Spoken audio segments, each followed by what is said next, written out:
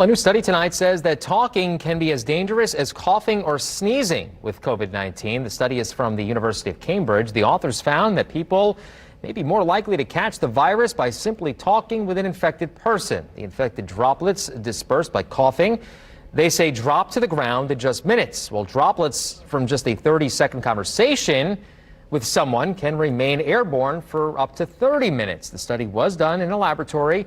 And it doesn't explain the difference in the time amounts. However, scientists say the results again point to the need to socially distance, wear masks, and properly ventilated enclosed spaces.